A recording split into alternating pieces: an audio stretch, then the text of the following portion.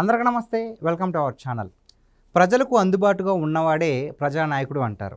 అయితే జగన్మోహన్ రెడ్డి గారు వాస్తవానికి పులివెందుల ఎమ్మెల్యేగా ఉన్నప్పటికీ మరి ఆయన పులివెందుల ప్రజలను పట్టించుకుంటున్నాడా లేదా అనేది ప్రతి ఒక్కరికి తెలిసిందే. అయితే మరి ప్రజలు చాలా ఇబ్బంది పడుతున్నారు. పులివెందుల వాస్తవ్యులు కూడా ఒక సమస్యను చెప్పుకోవాలంటే తమ నాయకుడు అందుబాటులో ఉండట్లేదు. మరి ఈ అంశం పైన మనతో పాటు విశ్లేషించడానికి ఉన్నారు వికే గాజా రామబ్రహ్మం గారు. సార్ నమస్తే అండి.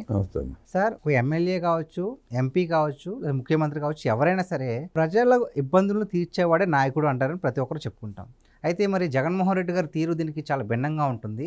సో పులివెందుల కానీ లేదా కడప ప్రజలు చాలా ఇబ్బంది పడుతున్నారు. తమ సమస్యలపైన మాట్లాడడం కూడా ఎవరు లేరని చాలా ఇబ్బంది పడుతున్నారు. దాని గురించి మీరేమంటారు? పులివెందుల ప్రజలు కూడా తీర్పు ఎలా ఇచ్చారో మనం చూసాం ఎన్నికల్లో. గతంలో మెజార్టీని కూడా తగ్గించారు మన ఎమ్మెల్యే ఎలక్షన్లో జగన్మోహన్ రెడ్డికి. పులివెందులకి ఏం చేశారు అన్న ప్రశ్న మొదలైంది. తండ్రి రాజశేఖర రెడ్డి ఎమ్మెల్యేగా గెలిచి ముఖ్యమంత్రి అయ్యాడు, ఎంపీ అయ్యాడు. కొడుకు అట్లాగే ఎంపీగా గెలిచి ముఖ్యమంత్రి కూడా అయ్యాడు ఎమ్మెల్యేగా గెలిచి. కానీ ఏం చేశారు? కనీసం ఆ పులివెందుల ప్రజలకు తాగునీరు ఇవ్వలేకపోయారు. బస్టాండ్ కట్టడం మొదలుపెట్టి బస్టాండ్ కూడా పూర్తి చేయలేకపోయాడు. హై స్కూల్ కట్టడం మొదలుపెట్టి అది కూడా పూర్తి చేయలేకపోయాడు 5 ఏళ్లలో. అంటే రాజశేఖర రెడ్డి గారి కాలం నుంచి అలాగ ఉందండి. ఎప్పుడు అంతే. పులివెందులకు ఎప్పుడు తాగునీరు లేదు. ప్రజానేత అంటారు కదండి అతను. ప్రజానేతని చెప్పించుకోవడానికి ఏముంది? ఇప్పుడు 10 మంది గుంపును పెట్టుకుని నాయకుడు గొప్పవాడు, మహామేత, ప్రజానాయకుడు చెప్పించుకోవడం చాలా తేలిక డబ్బులు ఇచ్చి దాన్ని ప్రచారం చేసుకుని సక్సెస్ అయ్యారు వాళ్ళు. సొంత మీడియా ఉంది, బులుగు మీడియా ఉంది. ఆ మీడియాలో ప్రజానాయకుడు, మహామేత, అన్న, జొన్న అని చెప్పి ప్రచారం చేసుకుని ఒక నాయకుడికి అవతారం ఎత్తారు వాళ్ళు.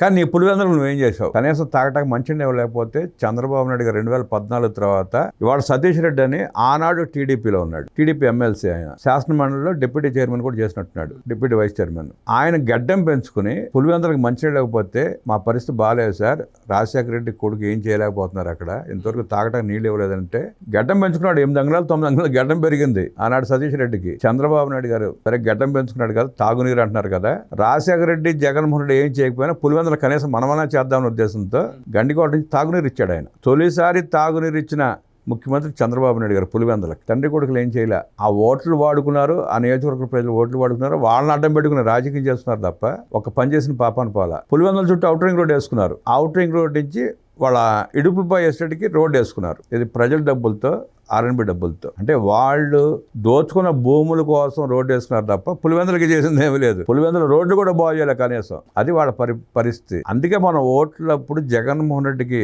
బుద్ధి వచ్చేలాగా మెజార్టీ కూడా తగ్గింది. ఆ తర్వాత జడ్పీటీసీ ఎన్నికలు డిపాజిట్ కూడా కోల్పోయాడు కదా, డిపాజిట్ కూడా రాలా. ఇవాళ జగన్ రెడ్డి పరిస్థితి ఏంటంటే ఏ నియోజకవర్గంలో చేస్తే నేను ఓడిపోకుండా గెలుస్తాననే పనిలో పడ్డాడు. మరి 2029లో ఎలాగైనా సరే వస్తాము, వచ్చిన తర్వాత ఇంకో మరో 30 ఏళ్ళు మేమే ఉంటాము అని చెప్పి ఆయన చెప్పుకుంటూ ఉంటున్నారు.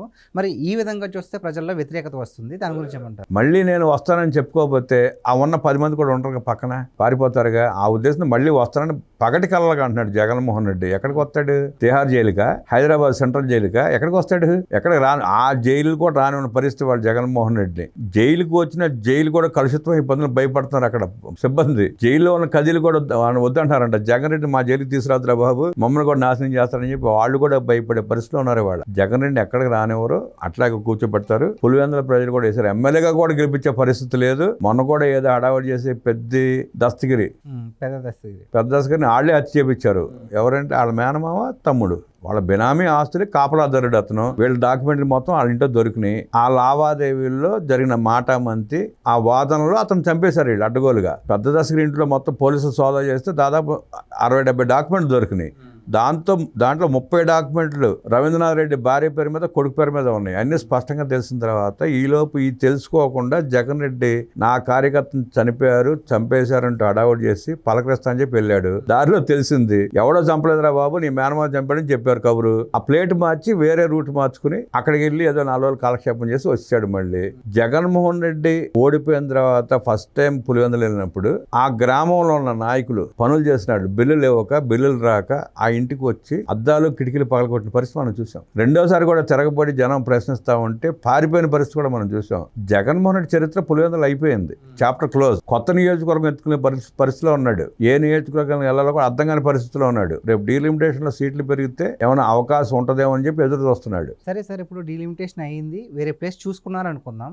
మరి వేరే ప్లేస్లో అయినా సరే సాధికారత పొందే అవకాశం ఉందంటారు. ఇప్పుడు నీ ఇంట్లోనే నువ్వు దిక్కులు చూస్తే భరిస్తున్నప్పుడు పక్కింటికి వెళ్ళి ఏం చూస్తావు నువ్వు? నీ ఇంటి దిక్కులో నీకు తెలియదు, పక్క నియోజకవర్గాలకు వెళ్ళి ఏం చేయగలుగుతావు నువ్వు? వాళ్ళు ఎందుకు యాక్సెప్ట్ చేస్తారు? అందరూ నీలాంటి దుర్మార్గుడిని ఎవడ యాక్సెప్ట్ చేస్తాడు? ఇప్పుడు దారుణంగా బందిపోటు దొంగ తీసుకొచ్చి ఎవడు ఇంట్లో పెట్టుకోడు కదా.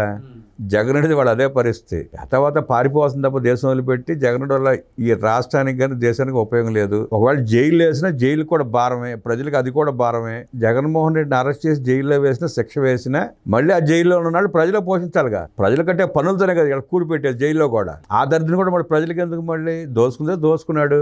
వ్యవస్థ కూడా ఏం చేయలేకపోతాను, జగన్మోహన్ రెడ్డిని అరెస్ట్ చేయలేకపోతాను, కనీసం వాయిదా కూడా కోర్టుకు రమ్మని పిలవలేకపోతాను. ఏమి చేయలేనప్పుడు వదిలేయడం బెటరు.